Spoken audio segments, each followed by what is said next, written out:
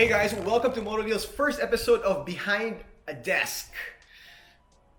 Yes, I know, there is no desk. So maybe we can call this On a Couch.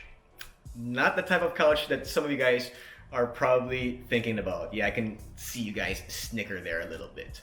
Now, in all seriousness, this quarantine and this lockdown has been tough for a lot of people. And logistics companies such as Grab and Lalamove have helped a lot in delivering essentials and food to the people. Now, motorcycle taxi companies such as Joyride and Angkas have followed suit. So we thought it would be interesting to talk to one of them and find out what the process was like and what we can expect in the near future. Okay, ready? Yeah. All right. So George, can you walk us through how the transformation was for Angkas from being a motorcycle taxi to helping out during the time of the quarantine and joining the front lines and delivering food and other essentials to the public? I mean, I think Angkas has always been,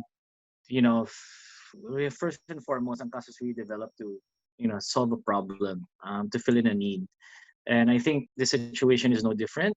We did suspend our transportation operations, but we still have our Padala service, which is the delivery. And I think given the situation right now, we just needed to find a way to keep our bikers, to keep our bikers have some sort of, uh, you know, job or recurring job Yeah. to help their families, but also provide for the community that's really in need. I mean, with this lockdown, none of these essential services, it's very hard to get these essential services, and delivery is really a natural way. It's an obvious choice. How many percentage of your bikers, of your riders, have been able to transform from being a motorcycle taxi to a delivery?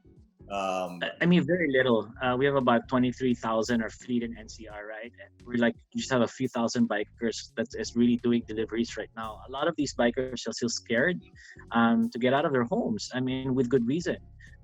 We still keep reminders to them to practice social distancing. And again, even to our bikers themselves, if it's not important, and if you can still handle it, and if you can still take care of your family, don't go out, because I think the most important thing for everybody to do is not spread the virus more than anything, even to extent more than the business itself.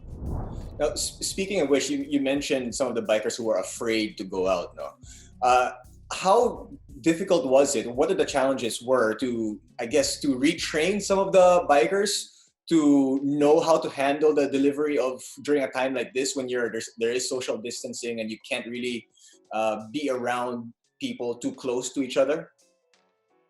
I think what we've realized now, and I think what the world has realized, is there's a lot of things that you can do without having to do a face-to-face meeting. From news broadcasters to office meetings, conference calls, and even training. So a lot of this is done over the phone. A lot of it's done sometimes with video conferencing, and a lot of FAQs. So we really take time to put on regular reminders online, and that is sufficient for the training at this point in time. And I guess because there's not a lot of other distractions out there, they really just focus on a lot of these information to make sure that they're well equipped to handle the job at hand. And how's the service doing for you guys? I think we're scaling up too fast, man. Honestly, there's a lot of inquiries that's on the table, and this was always temporary. This is not our core business. I just want to reiterate to everybody there, all your viewers, guys. I know you like the service. Thank you for patronizing us. But hopefully we get to shut this down as quickly as possible, and that means that transportation is back up and everything is normalized. There's really a lot of these restaurants coming in. We have a few hundred bikers on the platform that's dedicated to the restaurant business as well. We have a CSR and a secondment with third-party corporations, from groceries to pharmacies to other things that need delivering. So there's a bunch of different type of new job opportunities that we've developed, new streams that we've developed over the course of the last 2 weeks. It's quite impressive actually for my team to be able to get all of these rolled out very quickly. What are some of the biggest essentials that Angkas has, that you've seen Angkas bikers deliver to the public? essentially medicine, right? Well, we are working with a lot of companies like McDonald's, the Bello Group, Cloud Eats to provide food for the frontliners, the health workers to the hospitals. It's a free, ready to eat food packs. But I think the most important this time of the lockdown, a lot of people don't realize are the medicines that the medicines for high that really require what do you call that? Really high um, what's Need. the term for it? Sorry. Yeah, high need medicines, right? Yeah. Medicine for HIV, Mhm. you know, the diabetes, and some of them we're actually talking to somebody right now that requires milk, medicine, milk formula for infants. Mhm. So the whole entire logistics system has been our supply chain has been decimated. So we need to find ways to bring these essential goods to the homes, to those that need it.